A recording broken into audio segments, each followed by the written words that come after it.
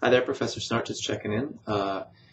So we have finished up with Unit 7, which was our first essay assignment, first major essay assignment, due Monday, and it's Monday at about noon when I'm recording this. So I've been able to grade all the essays and return them, so you have not just the grade or the point value, but you've also got the file that I've returned to you. And so that is really important to look at, because as we get into Unit 8, you'll see that Unit 8 is it's referred to as essay number 2, but of course what you're doing is taking Unit 7, essay number 1, and you have the opportunity to revise and edit, and then also you're integrating a secondary source. So we're beginning the kind of research or application of the research component of our class here.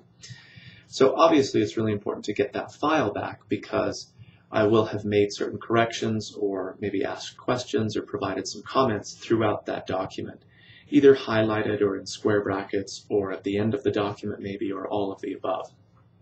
So a couple of things to note and to think about is that first of all, if there were basic kinds of errors, like maybe a little citation error, a period in the wrong spot or comma or whatever, I maybe marked it a few times at the start, but obviously if I've marked it as incorrect once, you want to check the whole document for any other time you might have made that same small error. And that's really an editing thing. You're just going in and making that little change. The other thing is to really think about the difference between editing, making those basic little corrections, and if it's called for, really thinking about revision. In other words, do you need to really revise or re-see the essay in terms of a slightly better thesis or different thesis, overall organization, does that need to improve?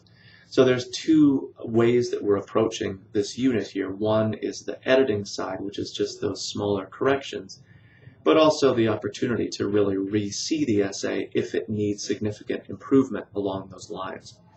Another thing I wanted to point out to people is that in our extra practice area in our course menu here, you'll find a link to a couple of different tools that are outside of Blackboard to help with basic kind of mechanics in grammar. So if you're having problems on kind of that area or that level of things, it's hard for me to grade or correct each and every mistake, but if that's clearly something that's causing you problems, then you really do want to take it upon yourself to, figure out if you're not, if you have like a sentence fragment problem, you tend to do that all the time, or you're misusing a certain kind of punctuation mark, or again, just sort of grammar mechanics. They tend to be really specific kinds of problems for specific people. So we don't really cover that at this level in English 1102. It's something that you need to address kind of on your own, because it's usually fairly specific to each individual writer. But we do have some really good resources. There's a set of exercises connected with the W.W. Norton website. That's the publisher for our textbook, among a zillion other textbooks.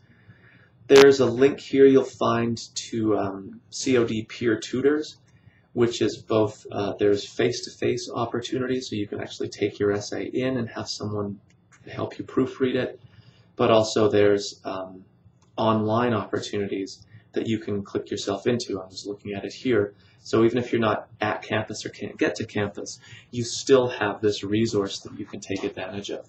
So this is the perfect opportunity to use these kinds of resources, because you have that first essay that you've written, you've got a grade and feedback from me, you kind of see where the deficiencies are, if there are any, and now you have the opportunity to revise, to take care of those, to address some of those deficiencies. So if they're, again, sort of grammar, mechanical, or that kind of thing, the peer tutor and some of these extra exercises might be the exact sort of resource that is going to be most beneficial for you.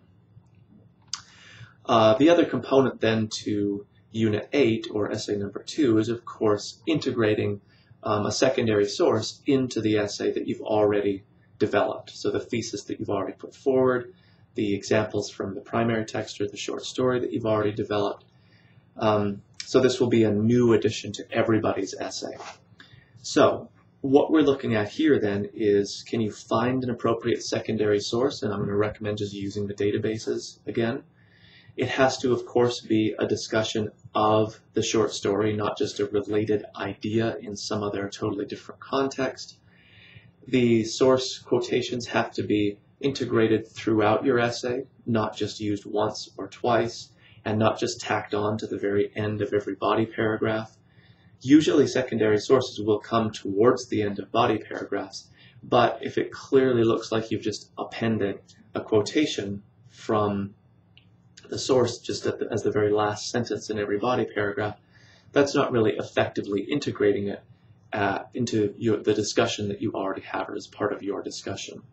So the assessment here is really looking at, can you find the source, find an appropriate one, use the databases effectively, and then obviously can you integrate that into your essay. So everyone's works cited will also change. You'll now have an entry for probably journal article from a database. So if you had just one entry in the works cited before for the short story, you'll now have another one.